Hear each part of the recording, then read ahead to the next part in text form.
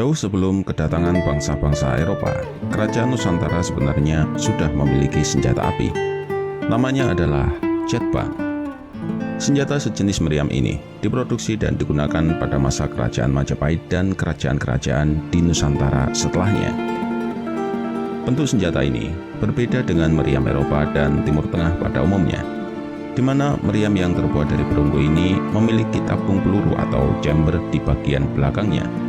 Sebab itulah jetbang juga disebut meriam coak.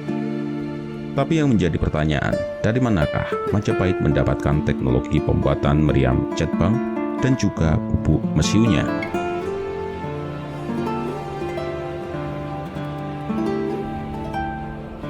Sejarah berdirinya Majapahit diawali dari kepemimpinan raja pertamanya, yaitu Raden Dyah Wijaya atau Raden Wijaya, yang memiliki darah dari Ken Arok.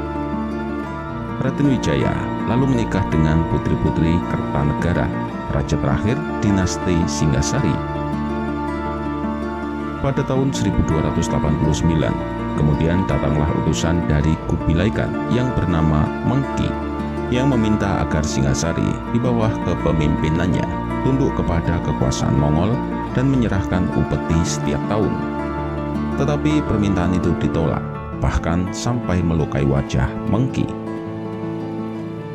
Tak berselang lama, terjadilah pemberontakan yang dilakukan oleh Jayakatwang dari Gelang-Gelang, yang pada akhirnya meruntuhkan dinasti Singasari. Raden Wijaya lalu melarikan diri untuk menyusun siasat guna mengalahkan Jayakatwang. Kesempatan pun tiba ketika pasukan Mongol yang berjumlah sekitar 20.000 orang mendarat di Jawa dengan niatan hendak menghukum Kertanegara karena melukai utusan yang dikirim oleh Kubilai Khan sebelumnya. Saat itu, tentara Mongol dipersenjatai dengan meriam yang disebut sebagai pau.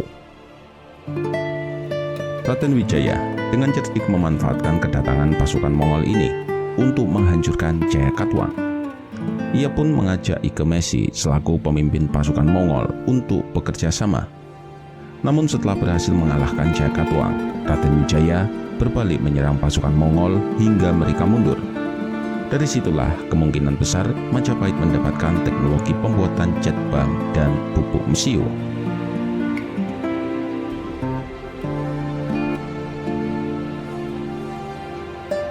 Di era kerajaan Majapahit, Gajah Mada adalah Mahapatih yang mampu membawa kerajaan dalam puncak kejayaan. Dengan pengetahuan yang dimiliki, ia memutuskan untuk membuat sebuah senjata dengan daya rusak yang besar menggunakan bubuk mesiu. Dari situlah jetbang berhasil diciptakan. Ciri khas dari jetbang Majapahit yaitu bagian belakangnya terbuka, terbuat dari perunggu berwarna hijau dengan ada ukiran lambang Surya Majapahit yang menandakan bahwa meriam itu adalah produksi mereka sendiri. Dengan bahan baku perunggu juga membuat jetbang lebih unggul dibandingkan meriam Eropa, di mana mereka menggunakan bahan besi cor dan membuatnya mudah berkarat. Sementara meriam yang terbuat dari perunggu lebih anti karat dan tahan lama. Karena jetbang sangat berguna dalam peperangan, Gajah Mada kemudian diberi mandat untuk membuatnya dalam jumlah banyak. Disebutkan dalam Prasasti Sekar bahwa jetbang diproduksi di Raja Osi Bojonegoro, sementara bubuk mesiunya diproduksi di Suwantantra Biluwu atau Lamongan. Ada dugaan bahwasannya kerajaan Majapahit mampu mendominasi Nusantara karena memiliki teknologi dalam menempa perunggu, serta mempelopori pembuatan dan penggunaan senjata berbasis bubuk mesiu dalam peperangan.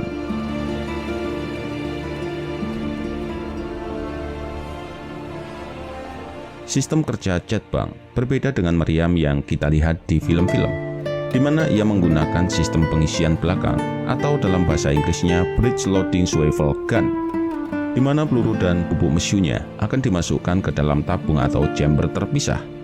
Kemudian tabung tersebut dimasukkan ke dalam ruang belakang meriam dan dikunci agar tidak lepas. Meriam ini kemudian akan dinyalakan dari pangkal tabung, meledakkan bubuk mesiu hingga dapat melontarkan peluru. Kelebihan dari sistem pengisian belakang ini adalah ia bisa menembak lebih cepat, dengan catatan disediakan tabung amunisi dalam jumlah banyak. Sedangkan kelemahan sistem pengisian belakang semacam ini adalah tenaga menjadi berkurang karena tekanan bocor melalui sela-sela ruang belakang. Jet bank yang digunakan dalam armada maritim Majapahit pun ukurannya bervariasi antara 1 hingga 3 meter. Jet bank yang berukuran 3 meter biasanya akan ditempatkan di kapal-kapal perang Majapahit yang biasa disebut jong Majapahit. Namun, sebagian besar senjata ini memiliki kaliber yang kecil dengan ukuran yang ringan dan mudah dipindahkan. Bahkan sebagian besar dapat dibawa dan ditembakkan oleh satu orang.